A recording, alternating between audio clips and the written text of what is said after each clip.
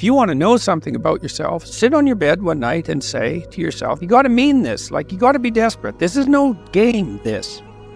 It's like, my life is not everything I want it to be, and perhaps it's not everything that I need it to be. And by need, I mean my life is so unbearable that the suffering that's attendant upon that is make me nihilistic, cynical, bitter, resentful, homicidal, genocidal, unable to have a good relationship, prone to punish people for their virtues because of my jealousy, driving the proclivity to see evil everywhere except within my own heart. Like, these are problems, man. And you ask yourself, you sit on the bed and say, okay, man, I'm ready to learn something.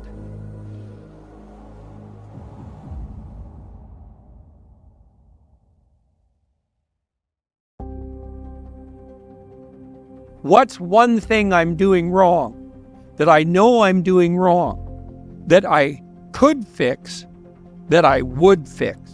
It's like, you meditate on that, you'll get an answer. And it won't be one you want, but it'll be the necessary one. And it's often something that will point you to small things. So Carl Jung said, people in the modern world don't see God because they don't look low enough. And so imagine you're in your messy bedroom, and you're sitting on the edge of the bed trying to have an honest dialogue with yourself. And the little voice says, it's pretty disgusting in here. And you think, well, I'm way above such trivial niceties as organizing my room. Well, that's pride. That's arrogance. If you're above organizing what's actually yours, how in the world are you ever going to organize anything else? And so you get on your knees and you think, well, it's time to, take a brush to the toilet. And maybe that's where you start. And that works. That works. You start making those micro improvements, like real micro improvements, real on the ground, actual micro improvements to things that are wrong, you'll improve unbelievably rapidly. We kind of experience life as if we're tossed into it, thrown into it. You're male and not female. You're Hindu and not Christian. You're tall and not short. You have an arbitrary range of talents and an arbitrary range of limitations, none of which, in some sense, you chose. It's the cards you're dealt. Now, some of those are cards of privilege. Maybe you're born intelligent. Maybe you're born symmetrical. Maybe you're born healthy. Maybe you're born into a culture where it's much easier not to be absolutely deprived. Maybe your parents are rich. And so all of that, in some sense, is unearned. Now, along with that comes a good dose of existential guilt. Because at the same time, and this is true for anyone, regardless of their cultural background, the ground we walk on is soaked in the blood of historical atrocity. The way you pay for your privilege is with your virtue. I mean that most particularly. You have these opportunities and this existential guilt. And the way you expiate that and atone is by doing your best to live the best possible life you can manage, to speak the truth, to treat people with respect, to abide by the principles of the dignity of the individual, and to put your house in order. And that's how you pay for your unearned privilege. All of us.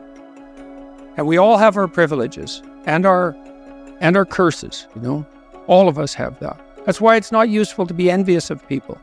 You're a young man, you see someone drive by in a Ferrari with a blonde, and you think, my God, he's got everything. And, the woman in the car is a prostitute who's got a cocaine addiction, and her life is just one catastrophe after another. And he's had to lie and cheat his way into this position, and he's afraid that everything's going to come crashing down on him, and that's what you're jealous of. And it's just not that profound. You don't want someone else's fate. Man, your fate's enough, and your adventure's enough. It's plenty. It's more than you can ever fully realize. And so that's also part of the reason that we all believe that the individual has some intrinsic dignity. It's, don't be so sure that your position and your room is so damn trivial. It might be your attitude towards it that's trivial. And if you're in dire straits and dire circumstances, just look at how much opportunity you have to make things better. So, not that it's easy. You don't even want it to be easy.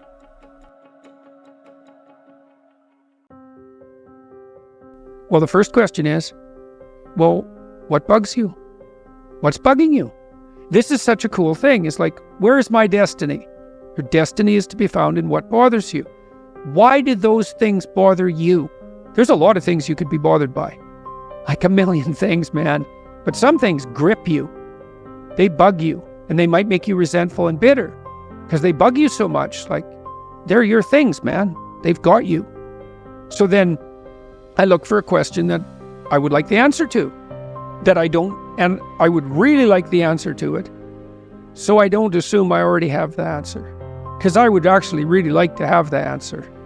So if I could get a better answer, great. And so that's the first thing. And that's like a prayer. It's like, okay, here's a mystery. I would like to delve into it further. Well, so that's humility. It's like, here's a mystery, which means I don't know. I would like to delve into it further, which means I don't know enough already. And then comes the revelation. It's like, well, what's a revelation? Well, if you ask yourself a question, it's a real question. Do you get an answer or not? The answer is, well, yeah, thoughts start to appear in your head. So imagine that your intent is to make things better. Then maybe they come from the place that's designed to make things better. Maybe your intent is to make things worse.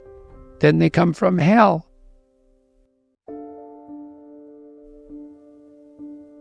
So one of the principles that I tried to abide by in my therapeutic discussions was, you can change course as long as the next thing you do is equally or more difficult.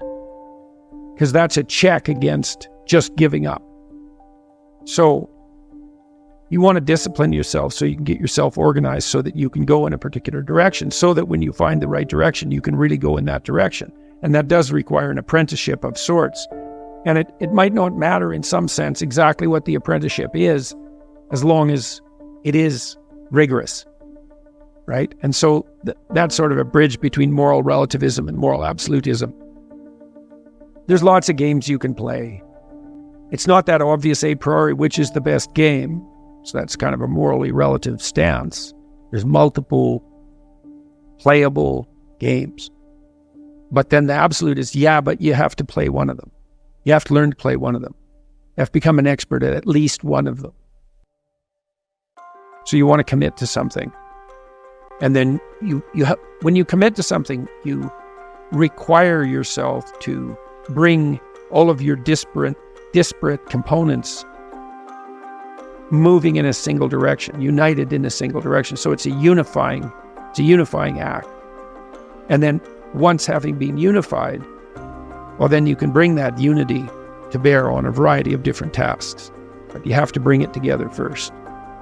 So, and that makes sense developmentally. You see children start out as a disparate bundle of motivations and emotions sort of warring with one another. And then they can integrate that into single games that they can play with themselves. And then they integrate that with games they start to play with other people. And all of that is integration. It's not repression. Not if it's a good game, it's integration. You want to get integrated because then you have all the horses that are pulling your chariot pulling in the same direction. And you're much more likely to get to where you want to go then. And also much more likely to specify a good place to go. That's something else conservatives have to teach young people, which is, well, get yourself disciplined. Well, why? Well, not so you're a slave, but so that you could be a master. To use a terminology that you're not supposed to use anymore. But, this is in relationship to yourself, not to others. Yeah, and to begin with, you have to accept an external master because you just don't have the wisdom to do that for yourself, or the ability, or the opportunity. Everybody knows this. We know that we need to go through a disciplinary process. We need to subjugate ourselves to a disciplinary process.